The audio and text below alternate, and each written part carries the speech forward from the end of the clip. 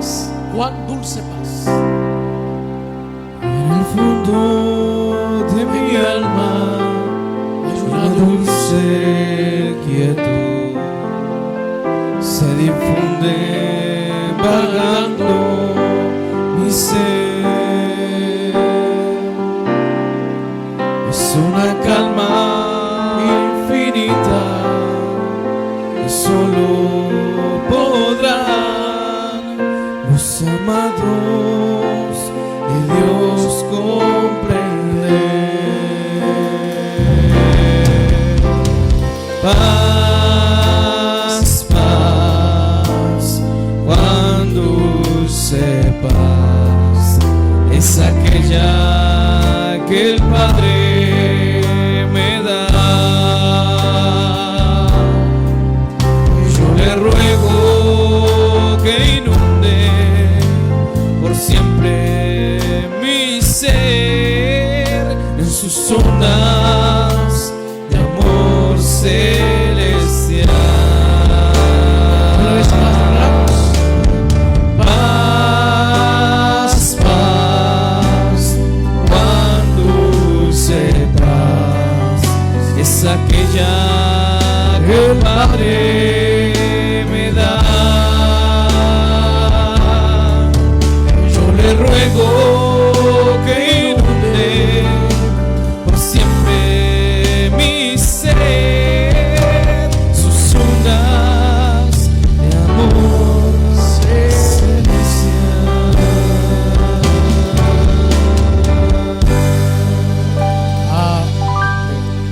Bien. Hace 3 miércoles iniciamos con un estudio acerca de los textos del Antiguo Testamento que citó nuestro Señor Jesucristo en su ministerio. Y decíamos que íbamos a iniciar con el Evangelio de Mateo porque ese es el orden canónico. Porque el primero de aquellos que fue escrito, de lo que conocemos los 4 evangelios, según pues los entendidos en la materia, fue el Evangelio de Marcos. Pero canónicamente es el Evangelio de Mateo en el orden en el que nosotros lo tenemos. Y recuerdo que el primer miércoles hablamos acerca de aquellas palabras preciosas que nuestro amado Jesús citó, refiriéndose al hecho de que no solo de pan vivirá el hombre, sino de toda palabra que sale de la boca de Dios. Eso es lo primordial. Luego hablamos el miércoles pasado acerca de el peligro y de la tentación de llegar a tentar a Dios o retar su poder. Él no necesita demostrarnos nada. Él es Dios, omnipotente, omnisciente y todo lo que conlleva su naturaleza. Y en esta oportunidad, que no es un estudio al Evangelio de Mateo, sino a los textos del Antiguo Testamento citados por Jesús, que los encontramos a lo largo de los Evangelios, pero siempre hay en Mateo capítulo 4, en el versículo 10, encontramos un texto más del Antiguo Testamento citado por nuestro Señor Jesús. Quiero invitarle que pueda buscar el Evangelio de Mateo, capítulo 4, versículo número 10. Y cuando lo tengamos juntos, le daremos lectura a esa porción de la palabra de nuestro Dios. ¿Lo tiene? Evangelio de Mateo, capítulo 4, versículo 10, dice de la siguiente manera: honramos al Padre, al Hijo y al Espíritu Santo de Dios. Entonces Jesús le dijo: vete, Satanás, porque escrito está: al Señor tu Dios adorarás y a Él solo servirás. Iglesia, esta es palabra de Dios. Pueden sentarse, mis hermanos. Bien.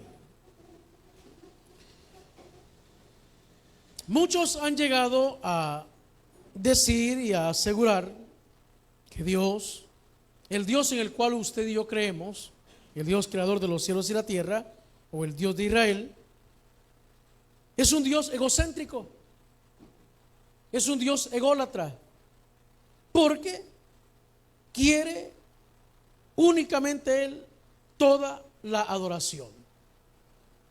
Por ello es que muchos argumentan que Él es un Dios egocéntrico. Allá en Isaías capítulo 14 y en Ezequiel capítulo 28,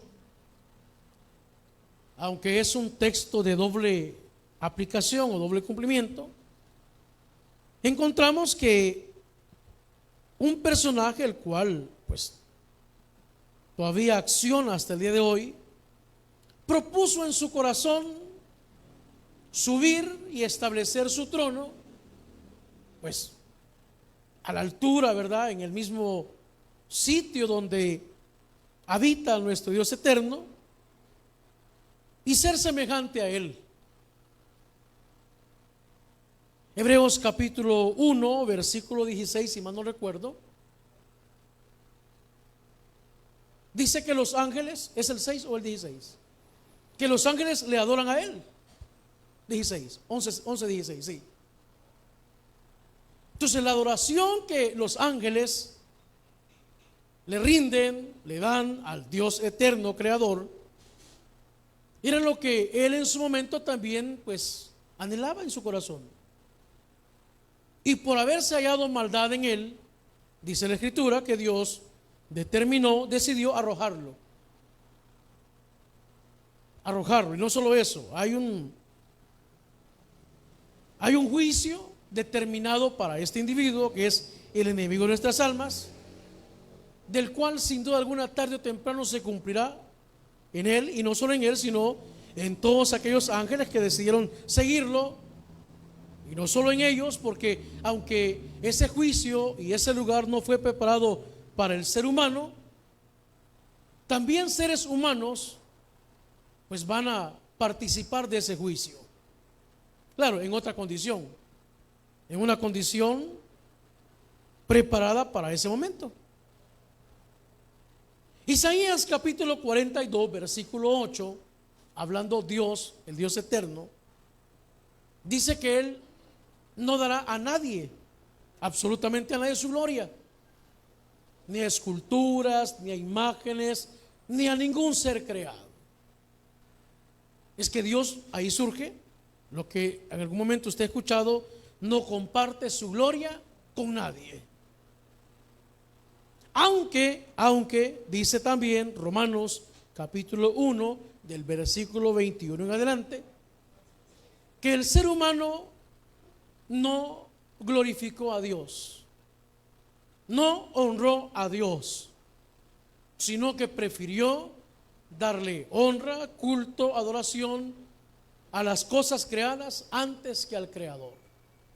Y a partir de ahí, por supuesto, el ser humano pues se desvió su mirada. Luego Dios levanta a un pueblo llamado Israel, al cual le establece una ley. Y dentro de esa ley, allá en Éxodo capítulo 20, del versículo 3 en adelante, Dios establece lo que esta noche hemos leído: que solo a Él íbamos a adorarle, que solo a Él íbamos a servirle, y que no nos haríamos imágenes absolutamente de nada de lo que hay en los cielos o en la tierra, y que pues le rindiésemos culto de ninguna manera. Hay argumentos que parecen lógicos y dice: mire, si Dios no hubiese querido que el ser humano creara imágenes, ¿por qué entonces le ordenó a Moisés construir la imagen de 2 querubines sobre el arca del pacto o el arca de la alianza? Y es que recordemos que las cosas que en el Antiguo Testamento fueron establecidas, algunas de ellas fueron con fines didácticos, con fines ilustrativos. Dios en ningún momento estableció, porque incluso en el templo se dibujaron o se representaron algunas cosas que Dios ordenó, pero Dios no lo hizo con el fin de que el ser humano las adorase o las adorara, sino como una representación de lo que habría de venir. Incluso en Números capítulo 21, si mal no recuerdo, encontramos el relato de que el pueblo, cuando ya había salido de Egipto y en la travesía del desierto eran mordidos por las serpientes. Es ahí, ¿verdad? ¿Y cuál fue la orden de Dios para con Moisés? Que preparara, que elaborara una serpiente de bronce. Y que al ser mordidos por las serpientes allá en el desierto, todo aquel que mirara a la serpiente, ese iba a ser sano y a obtener su sanidad. Pero todo ello apuntaba a Cristo. Pero como los seres humanos transversamos todas las cosas, cientos de años más adelante todavía tenían ese objeto, esa serpiente de bronce, y le quemaban incienso. En otras palabras, le rendían culto. Hasta que el rey Ezequías, si mal no recuerdo, ustedes que son lectores de la Biblia me corrigen, está bien. Hasta que el rey Ezequías dijo: vamos a destruir esto porque esto es idolatría. Porque Dios había establecido para el pueblo de Israel que tenía que ser un pueblo santo, apartado, diferente a las prácticas de las otras naciones. Porque entre las prácticas de las otras naciones, que eran muchas, y para que tenga un ejemplo, le invito para que pueda leer Ezequiel capítulo 16.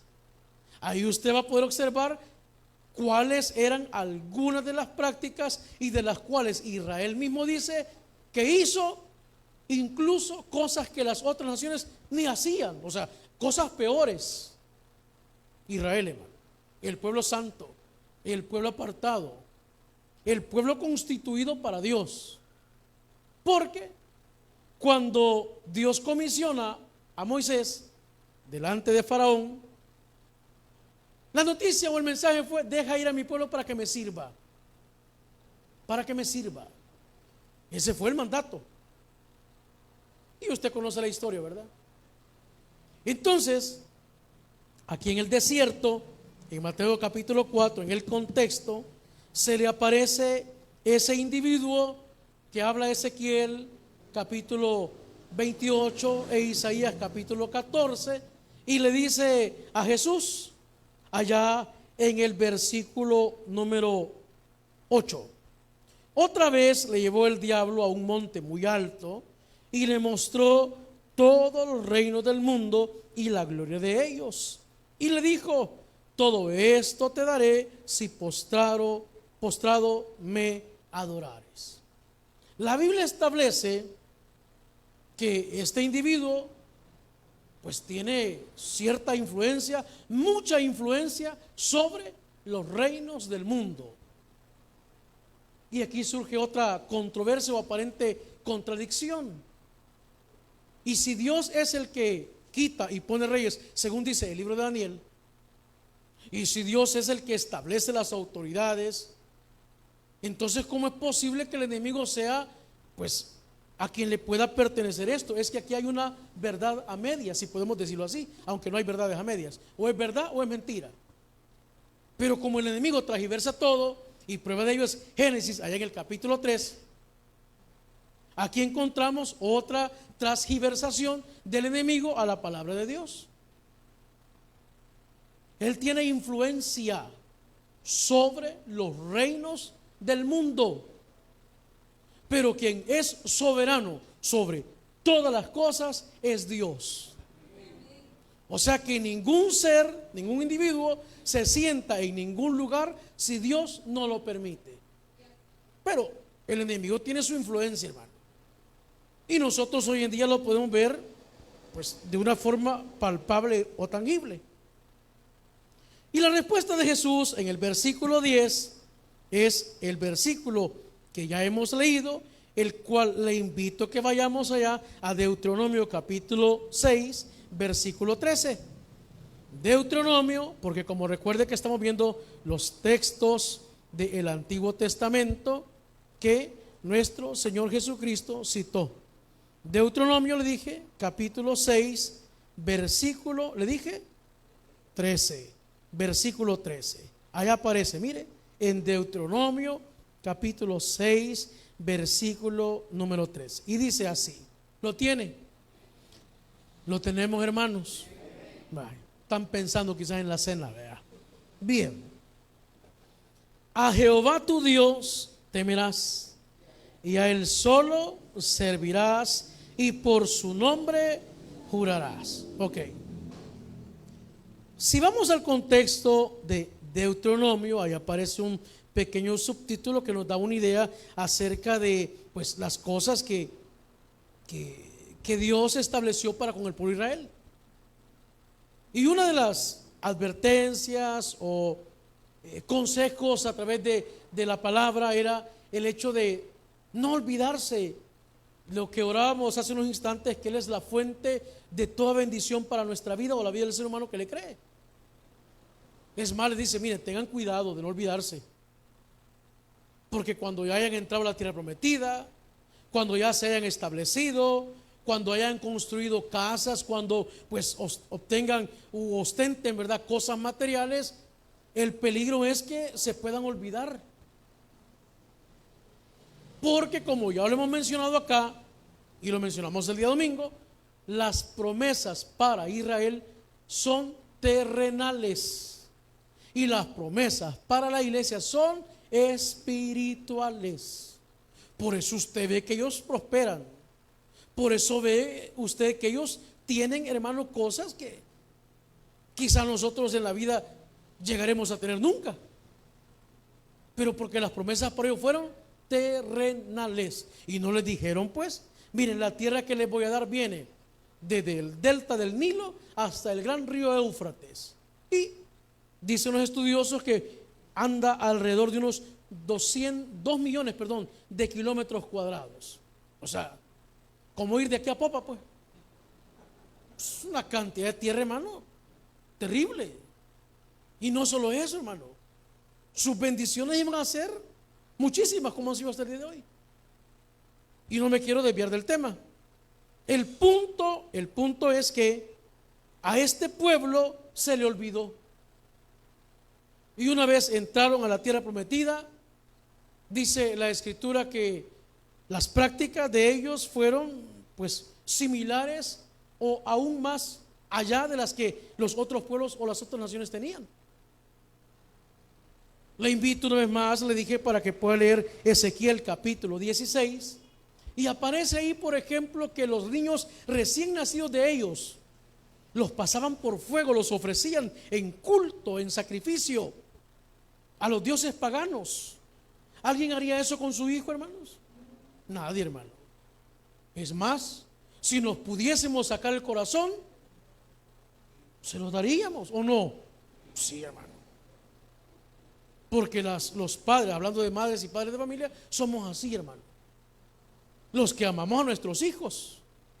Y ese mismo sentir es el que hubo en Cristo, en Dios mismo, el cual dice Filipenses capítulo 2 versículo 8, estando en la condición de Dios, no escatimó cosa como a la cual aferrarse, sino que se despojó a sí mismo, haciéndose como uno de nosotros, y siendo Él la propiciación por nuestros pecados.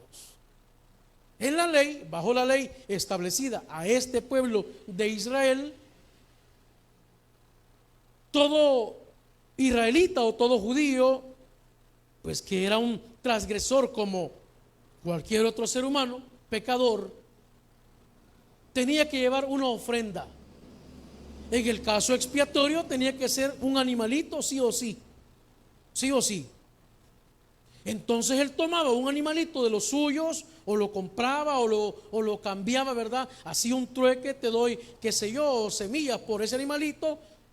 Y ese animalito era presentado allá en el templo, sangre inocente, y ese animalito valía para que su pecado fuese cubierto. Cristo es ese cordero expiatorio en sustitución de nuestros pecados. Y como no me quiero distanciar del tema, viene este pueblo aún conociendo la voluntad, los preceptos, los mandatos, los estatutos de parte de Dios, transgredieron la ley, la transgredieron. Y ahí entonces encontramos ya que este pueblo no solo sirvió a Dios, sino que su corazón se inclinó a servir a dioses ajenos. A dioses ajenos. Y encontramos en Mateo capítulo 4 versículo 10 que nuestro Señor Jesucristo cita aquel texto que ya leímos de Deuteronomio capítulo 6, cuando dice: vete, Satanás, porque escrito está: al Señor tu Dios adorarás y a Él solo servirás.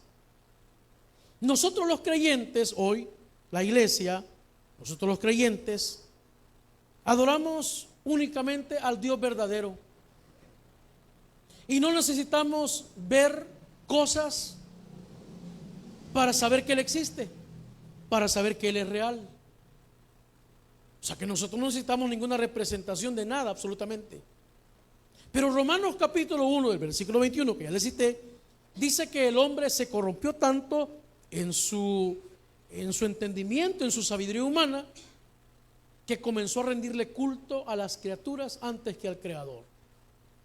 Y ahí aparecían, hermano, rindiéndole culto, por ejemplo, al sol, a la luna, a la lluvia, a las estrellas, aves, animales cuadrúpedos.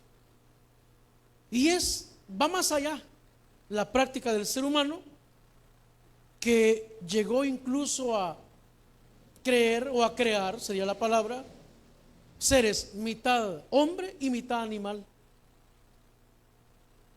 como el caso mitológico, ¿verdad?, de los centauros, de las sirenas. Y usted dirá: pastor, mire, pero hablando así, pastor, ¿usted cree que eso no existió o no existe? No sé, hermano. Usted que lee la Biblia, dígame. No, pero es que yo he visto ahí, mire. No, pues es que ahí se ve cualquier cosa, hermano. Pero el punto aquí es: ¿qué dice la Biblia? ¿Qué dice la Biblia? Que no dudamos que así como hay manifestaciones divinas, haya manifestaciones demoníacas. Eso es muy cierto, hermano. Eso es otra cosa. De hecho, aún nos hace falta ver, bueno, nosotros no, ¿verdad?, el cumplimiento de lo que está profetizado para los tiempos postreros, veamos los tiempos finales. Digo, nos hace falta ver en el hecho de que nosotros vamos a estar ya con Cristo. No sé si Él nos va a permitir ver los acontecimientos que estén atravesando aquí en la tierra, pero si fuese, pues tendríamos la oportunidad de ver muchísimas cosas. Muchísimas cosas. Desde que una imagen habla, y usted dirá: pastor, pero eso no es nuevo. No, pero es que eso solo es una prueba de lo que va a venir, hermano. Es una pequeña prueba de lo que va a venir. Hermanos, allá en ese continente asiático, hermano, inventan unas cosas que usted no creería, hermano, que son robots o son cosas artificiales. Vea el que tiene a la par, no es que tenga a la par uno de ellos ahí. Mire, hermano, es que los hacen igualitos, hermano, igualitos. Pero hace falta aún más. Y el ser humano, en su obstinación para con Dios, en su obstinación para con sus estatutos, decidió voluntariamente darle la espalda a Dios. Dios lo hizo ley para el pueblo de Israel. Y como dice la Escritura, que ahora las leyes de Él han sido puestas en nuestra mente y en nuestro corazón, el Espíritu Santo nos guía. Y en Juan capítulo 4, versículo 24, encontramos que el Padre busca adoradores en espíritu y en verdad. Vaya, hermano, a Él solo adorarás y a Él solo servirás. Nuestra adoración es en el espíritu, hermano. Porque nosotros entonamos cánticos aquí, no para nosotros. Entonamos cánticos para Él, ¿o no, hermano? ¿O usted a quién le canta? ¿A Él? ¿A Él? Porque los que ministramos en el momento cánticos, si podemos decirlo así, lo hacemos pensando en que nuestro espíritu se conecte con el espíritu de Él, de nuestro Dios. Y por eso sentimos nosotros el redarguir, sentimos su presencia, sentimos su ministración en nuestra vida. A Él solo, al Señor tu Dios, adorarás y a Él solo servirás. Pero el ser humano siempre ha buscado gloria, hermano. Ahí en el libro de los Hechos, en el capítulo 12, encontramos a un hombre, pues, con una posición, hermano, un estatus, pues, muy respetado, muy admirado. ¿Ha leído usted Hechos capítulo 12 alguna vez? Pues le invito a que lo lea. Y este hombre, hermano, que aceptó la gloria humana atribuida a él, no terminó muy bien. Le invito a que lo lea. No terminó muy bien, hermano. No terminó muy bien. No terminó muy bien. Un hombre llamado Nabucodonosor, también lo encontramos allá en el libro de Daniel, aunque la Biblia no dice si la estatua era de él o no, pero dice que levantó una estatua y había un edicto que todo aquel que no se arrodillara, que todo aquel que no rindiera culto o adoración a esa estatua, pues tenía que morir. ¿Y cómo terminó este hombre, hermano? Las consecuencias de eso fueron grandes. Por eso nosotros debemos tener cuidado de siempre reconocer que toda la gloria y toda la honra únicamente son para Dios. Qué bonito canta, sí, ¿verdad? Y esto es que andaba malo de la garganta, está bien. Sí, es que es fácil caer en eso, hermano. A mí me encanta cómo predica el pastor fulano de tal. Cuidado, la gloria siempre es de él, hermano. No, es que mire, hermano, viera cómo ora. Cuando él ora, sí, es que hay dones que operan en nosotros para la edificación de la iglesia, para el crecimiento de la iglesia, para el fortalecimiento de la iglesia, pero el poder es de Dios. No, nunca se nos olvide. Nunca se nos olvide, hermano. Porque hubo un sacerdote que, aunque el contexto quizás no va muy al tono con lo que estamos hablando, pero Dios lo dejó mudo hasta que nació su hijo. ¿Saben de qué estoy hablando, verdad? De Zacarías, el papá de Juan el Bautista. O sea que Dios, hermano, puede obrar como Él quiere, hermano. Y no al apóstol Pablo lo dejaron ciego 3 días, pues. Nosotros que ya vimos, que conocemos, quizás se nos dificultaría un poco si un día llegásemos a caer en esa condición, porque ya sabemos cómo son los buses, ya sabemos cómo son las personas, ya sabemos cómo funciona todo esto, pero ¿y el que nunca ha visto, hermano? Pero a este lo dejaron 3 días nada más. Si quiere hagamos la prueba un día, nos ponemos algo en los ojos y hay hermanos que lo han hecho para experimentar la empatía con aquel que tiene ese problema de salud. Cristo fue tan empático, si podemos decir esa palabra, que experimentó humanamente todo quebranto, toda humillación para entendernos, hermano. Y por eso Él es digno, según el libro de Apocalipsis, de toda adoración. Y por eso Filipenses capítulo 2 versículo dice que llegará el día en el cual toda rodilla que esté en los cielos, en la tierra y debajo de la tierra se va a doblar ante Él y toda lengua confesará que Jesús es el Señor, hermano. Porque el único digno es Él y seguirá siendo Él, hermano. Seguirá siendo Él. Nosotros, hermano, somos peregrinos mortales con un principio y con un fin, terrenalmente hablando, y con una eternidad preparada por Él para que podamos ver la plenitud de Dios en nuestra vida, hermano. Por eso a partir de hoy, en base a Mateo capítulo 4, que es un texto citado de parte de nuestro Señor Jesucristo del Antiguo Testamento, nos recuerda lo que ya nosotros conocemos, que a Él siempre pertenece la gloria y la honra y toda nuestra adoración. Oramos al Señor. Padre, te damos gracias en esta hora de la noche por ser un Dios bueno, un Dios misericordioso, un Dios, amado Señor, que vive y permanece para siempre. Dios que no cambia, un Dios digno de toda alabanza, de toda oración. El ser humano está tentado a gloriarse,